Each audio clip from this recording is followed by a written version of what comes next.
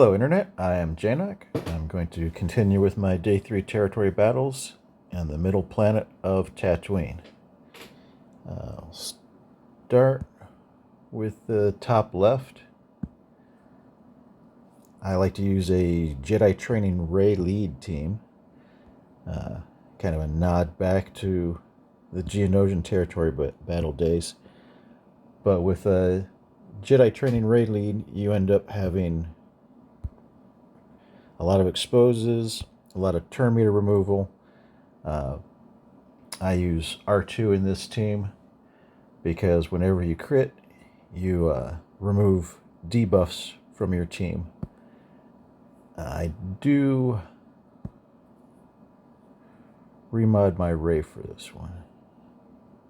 I just threw General Grievous mods on her so she has slightly more health than she would otherwise. Just makes her lifeblood do a little bit more work.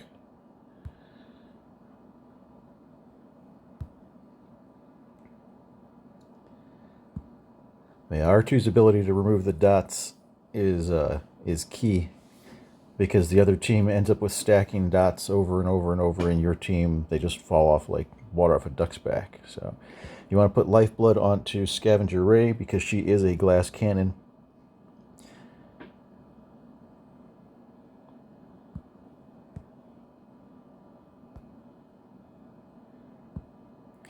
And normally I'll attack the two Sand Trooper scouts in the back. They tend to do the most damage, so dot should kill that guy off. Continue with the lifeblood on Rey, or on Scavenger Rey.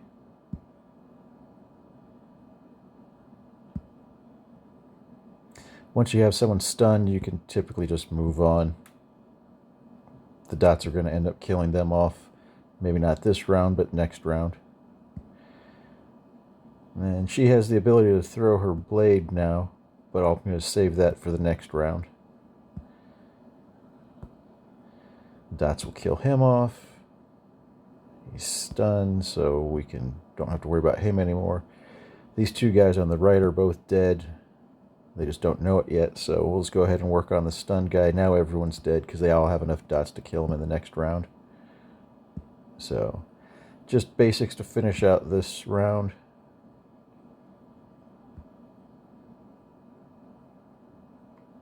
Now we go on to wave 2.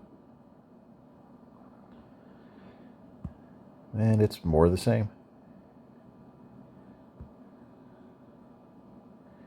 The two guys on the back and the left are the scouts. They're the ones who do more damage, so we will again target them first.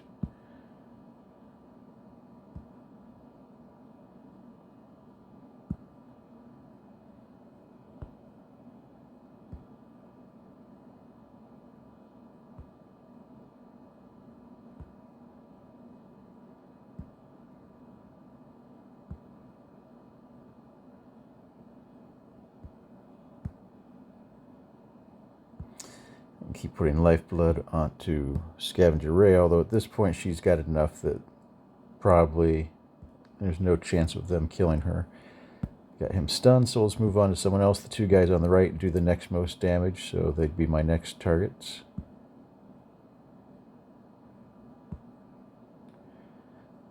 And once you get them down to where the dots will kill them, 10 dots, you get 5% damage per dot, so 10 dots is 50% damage. So if you can get them into the yellow while they have 10 dots, then they're going to die the next round.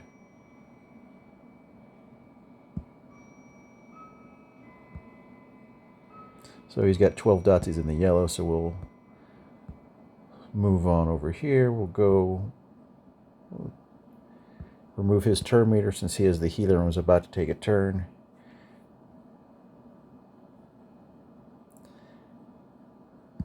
Yeah, at this point it doesn't really matter. Could stick it on auto. We'll just go ahead and finish it out manually though.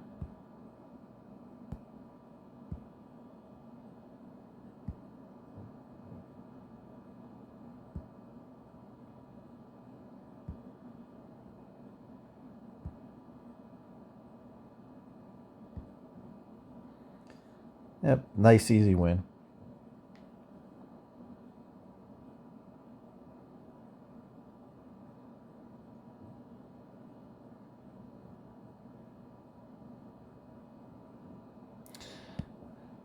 Next team is I think it's a really fun Jabba team because, again, with the dots, it doesn't really matter.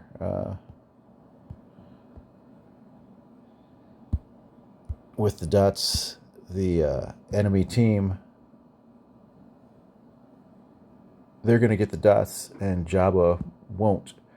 So really just take essentially any four bounty hunters and just put it on auto basic.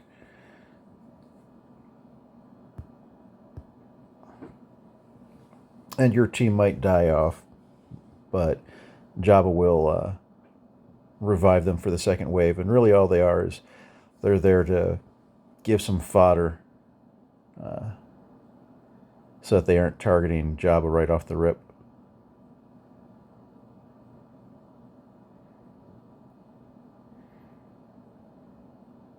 But the dots will accumulate on the entire other team and kill all of them off in pretty short order. The dots will not do anything to Jabba, and he's giving himself bonus protection. He's giving everyone bonus protection every time he does his basic. So that helps them survive a little bit longer. Your allies survive a little bit longer. But I mean, eventually the dots will overcome them.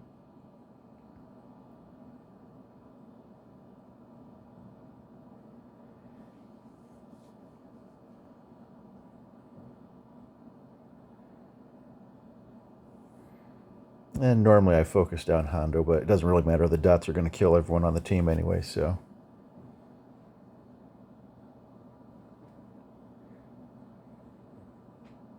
It's just a very fast auto basic win. If you have the regular team of Boba, Krrsantan, Boosh, and Skiffguard Lando, it's a full auto. You don't have to do auto basic.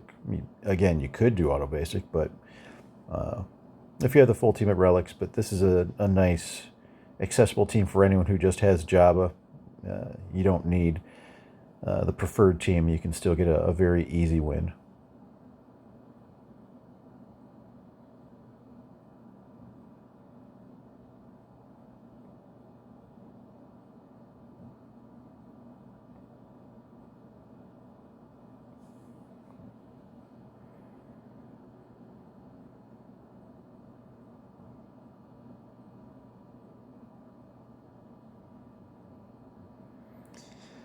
All right, the third battle will be the Fennec battle.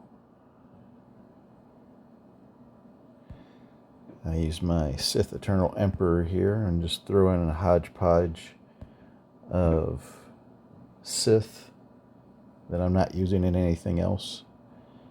Darth Sidious, Sith Empire Trooper, and Marauder.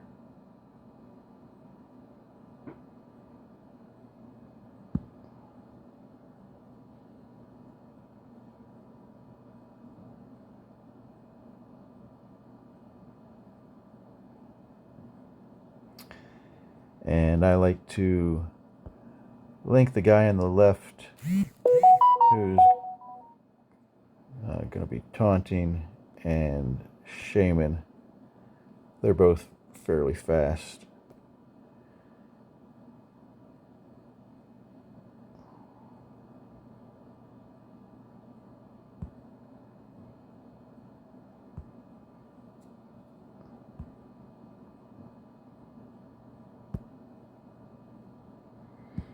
Oh, actually, I think I don't normally taunt the guy in the Brute. Actually, I avoid him.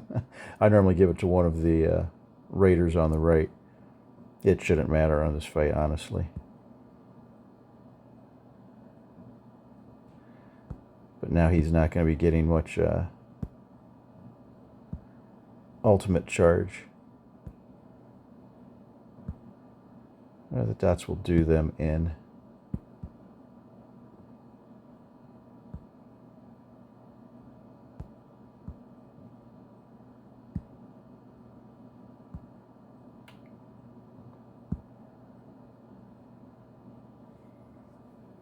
Alright, so in the second wave we'll do it the way we're supposed to. And I will link this shaman with one of the raiders.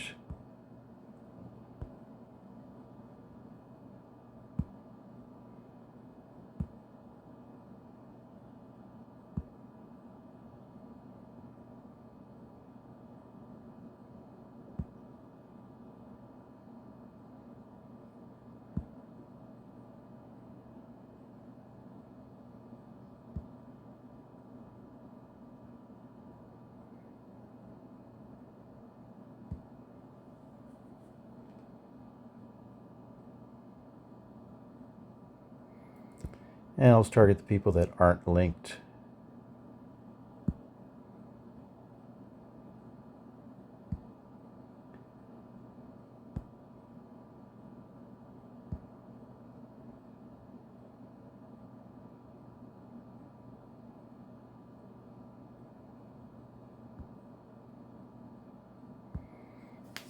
And we'll get into ultimate.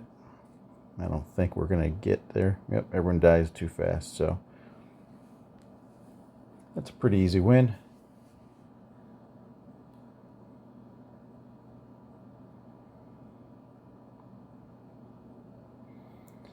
Alright, we'll do the Mandalore Unlock mission.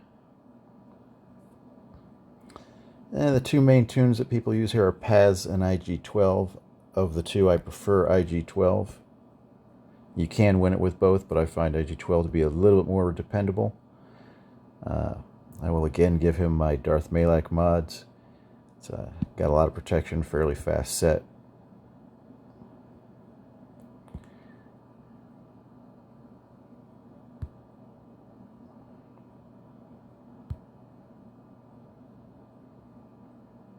All right, let's head on in.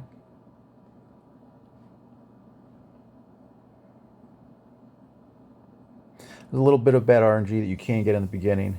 If they swallow the wrong person, you might not be able to use the crossbow ability to allow him to cough it back up, but I probably only lose maybe 1 out of 15 or 20 attempts, so I take the gamble and go more of a pure offense way of running. It works almost always. We'll see.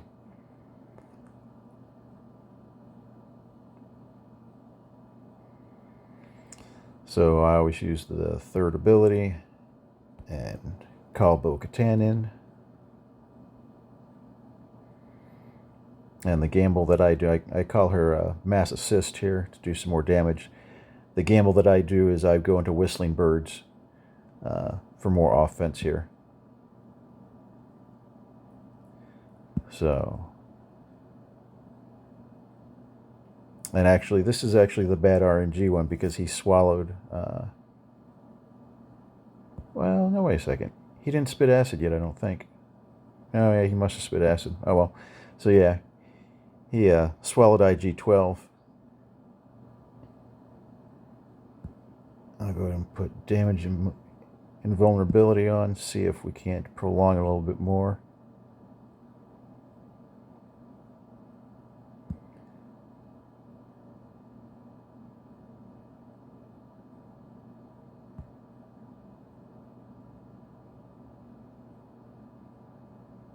Alright, well, she's gone now, so if this next hit doesn't kill him... Well, like I said, hit one of those 1 out of 15. Such is life. This is a much easier mission. It's a lot easier to get into Mandalore than it is to get into Zepho, paradoxically. And we'll see. I saved my Merrick. I put my 7th sister into operations. Merrick does make this trivial, but I just go in with my remaining Night Sisters. I can have a little bad RNG on this one as well, depending on who they stun.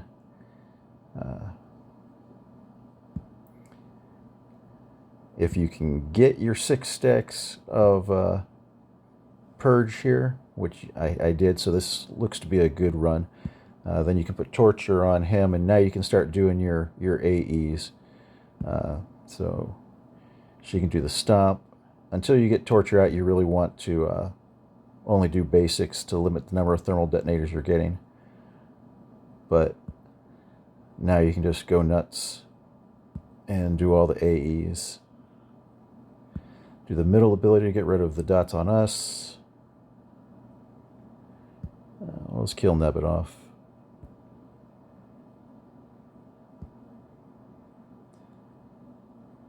Okay.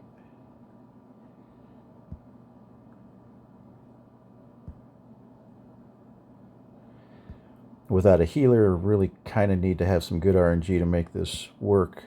The only partial healing I have is Fifth Brother's third ability will give us some bonus protection, but that's not a whole lot.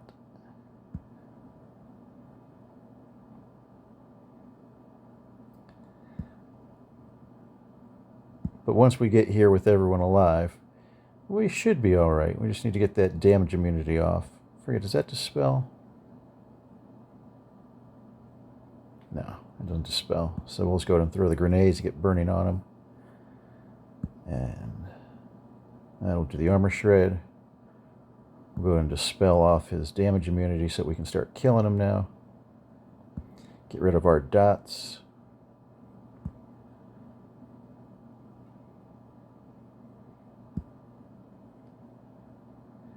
And there's that bonus protection I was talking about.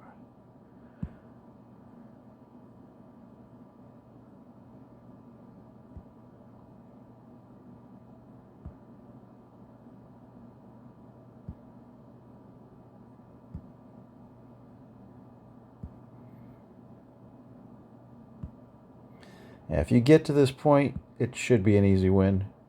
If you get to the second wave with all 5 of your Inquisitors alive, it should be a pretty easy win. But it doesn't always go smoothly.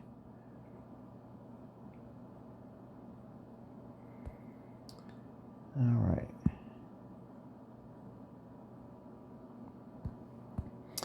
This is the Executor mission. And again, I put my Razor Crest into operations, so this mission is not, he's not needed. He does make things potentially easier, but a lot of times, even when I do have him, I don't end up using him.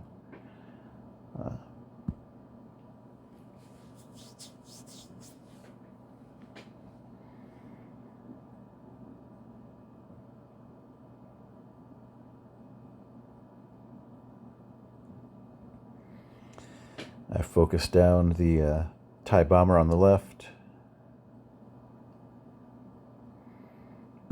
And I'm just going to do a basic and call a mass assist. Just try and get damage downfield. When Punishing One does his assists or his special here, it forces taunt, which is why I only did a basic with Houndstooth to start.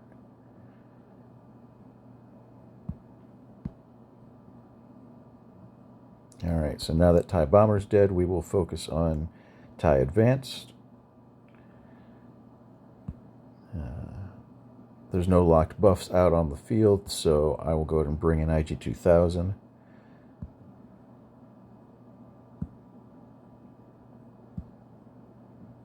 Okay, now we've got the locked buffs, we just need to get Taunt onto Houndstooth.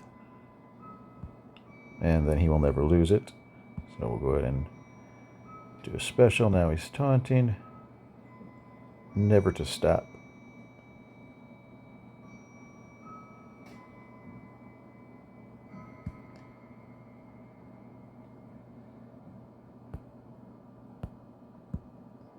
And then you always do basics with IG-2000 because he will attack twice so long as they're breached.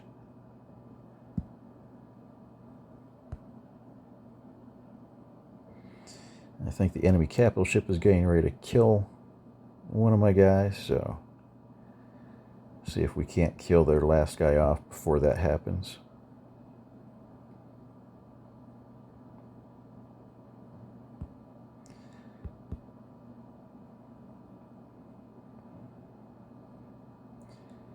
I think he can evade that, so I'm not even going to do the bomb yet. Plus there's only one target. That should kill him off. And we just barely made it under the line so that the enemy capital ship couldn't insta-kill someone. But he would have killed more of the 2 tanks since they're taunting. But that concludes Tatooine. It was perfect waves except for dropping the 1 special mission. So if you enjoyed this video, please do all the things. And you can stick around for the next video where I'll be finishing up today's fights in Dathomir. Thank you for watching.